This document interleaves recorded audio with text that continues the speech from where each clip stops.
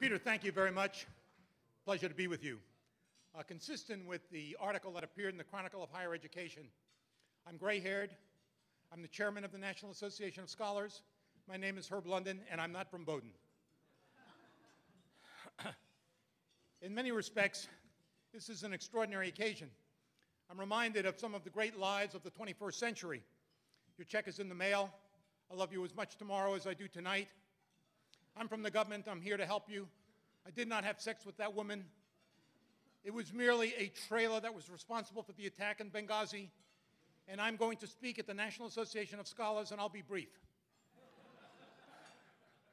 I intend to be brief. Obviously, you can't believe that.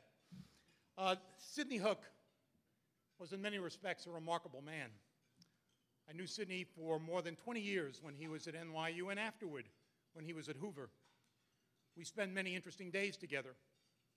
When Sidney organized the University Center for Rational Alternatives, a name that I was never entirely satisfied with, Sidney said to me, if we are the last two defenders of the liberal tradition, we've got to continue to work very hard. Sidney was a man who was blessed with extraordinary moral courage. It was that moral courage that translated into an organization that was the predecessor of the National Association of Scholars. But as I was thinking about this award, I started to reminisce about Sidney.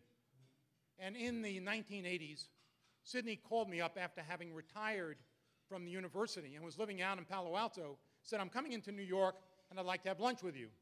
I said I was very excited about that. Let's get together. When he arrived in my office, he was perspiring excessively. He was very, very animated. He was quite anxious at that moment.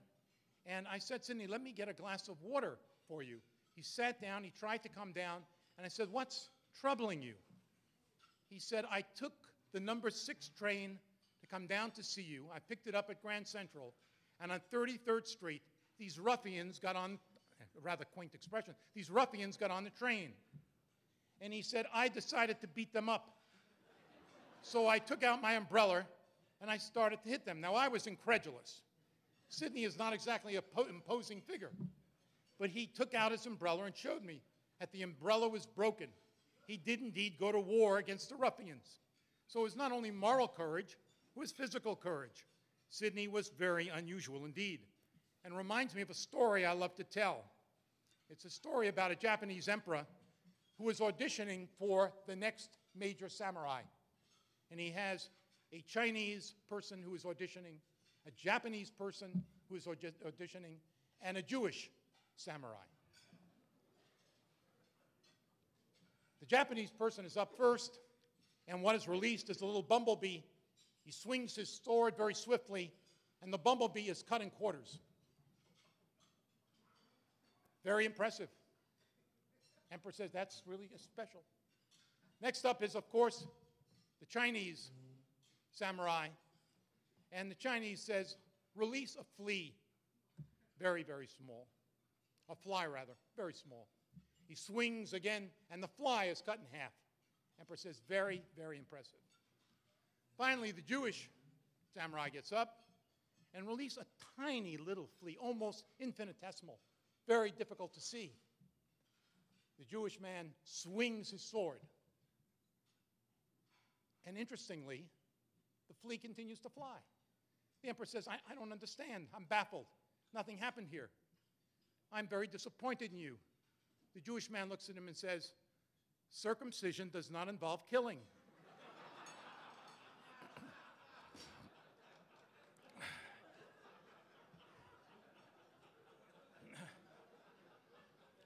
Now, there was originally a gang of 4. In 1986, we met at a little restaurant in, near NYU, and it was my dear friend Peter Shaw, Barry Gross, both of whom have left this mortal coil, and the remarkable Steve Balch, and yours truly. We had a notion about what we wanted to do. We vented about the politicization that was occurring in the academy, and we finally came to the conclusion that we would establish something called the Campus Coalition for Democracy. It had all of the sound and ring of something that might have emerged from the corridors of City College circa 1937, as if the Trotskyites had decided this is going to be the name of the organization. We had interesting ideas. There was a lot of passion associated with what we wanted to achieve, but by and large, we needed a focus. Midge Decter at that point met with us, and as I recall, it was at the New York Athletic Association.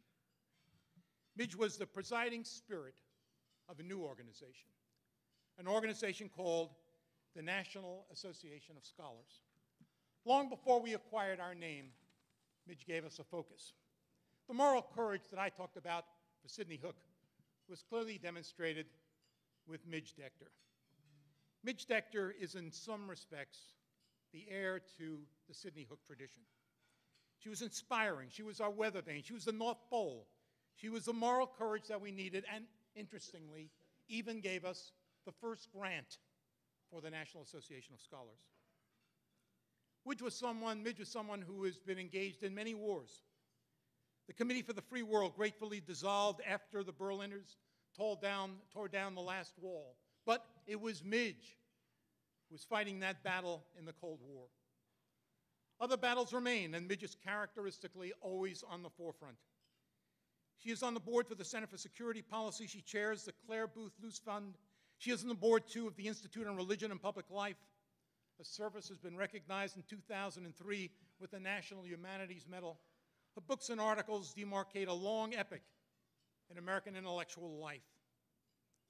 Her 2001 memoir, subtitled My 7 Decades in Love and War, stands as an extraordinary example of a woman who lived in Glen Oaks, New York, and understood and came to understand some of the powerful cultural changes that were occurring in the United States. There are many honors that she's won: the National Humanities Medal, the Truman Reagan Medal of Freedom, the Heritage Foundation's Claire Booth Luce Medal, which she shared with her husband, Norman Podhoretz, my dear friend who is with us today. Midge and Norman are, without doubt, the first family of neoconservatism. I think that they are extraordinary in many respects, and I always think of them as inspirational. The National Association of Scholars is also, without doubt, Midge's godchild.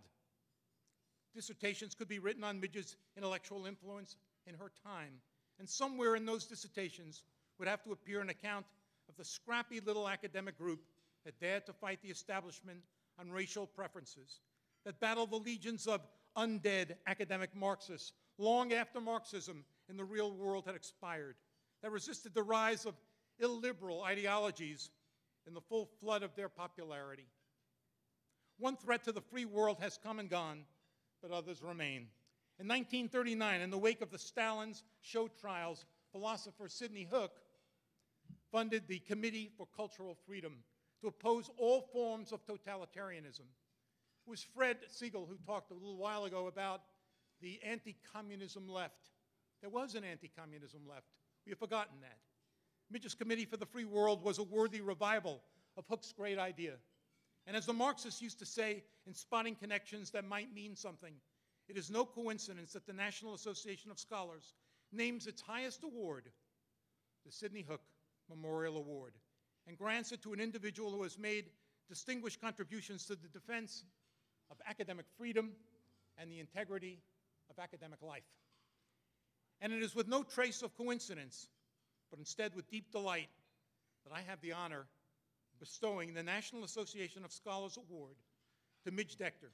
In 2013, the Sidney Hook Memorial Award.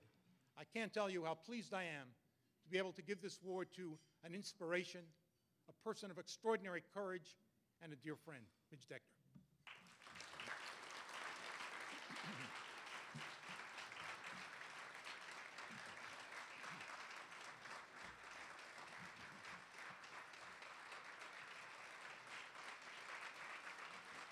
This reads, the National Association of Scholars presents the Sidney Hook Memorial Award to Midge Decter for her distinguished contributions to the freedom and integrity of the Academy, New York City, 2013.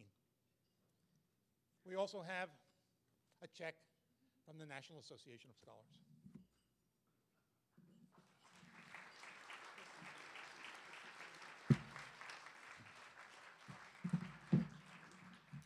Well, I have to catch my breath.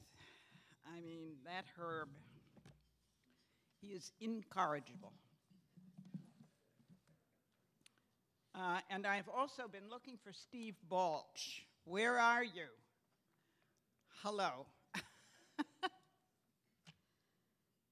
I hope I may be forgiven if I begin by telling you that to be honored by the National Association of Scholars and to have this honor bestowed upon me by so dear an old friend as Herb London is a somewhat disorienting experience. I am myself not one of you, not a scholar, not even the recipient of a proper bachelor's degree, as it happens. Rather, it might more properly be said of me that I served so enthusiastically as an attendant at the birth of this organization. Thus, this occasion, which you all know to be a conference, feels to me like a family reunion, a gathering at which my real role is that of the proud old granny. Then there is the fact that the honor being bestowed upon me comes bearing the name of Sidney Hook, which makes me feel that in addition to being the offerer of blessings, I am about to be recruited for some urgent assignment. For toward the end of his life, indeed when he was insisting he had no wish to prolong it any further, one knew about his famous transcontinental phone calls, which went something like this. Did you read that guy's piece in the Times? We got to do something about that guy. In other words, he was handing out assignments. No longer the assignments of the untiring teacher, but battle and anxious about both the number and the continuing energy of his troops. Well, as all of us who are here today have even better reason than Sidney Hook to know, the battle, win some, lose some, is likely to be going on for a long, long time, and it is all yours now. Thus deeply honored and pleased, and yes, tickled, as you have made me feel today. If I were to have my way, it would be I who would be standing in Herb's place, and rather than receiving this honor, bestowing a medal on the National Association of Scholars. And on the medal would be engraved the words, "For the true heirs of Sidney Hook, the battered but never beaten watchman at the gates of intellectual decency." Thank you.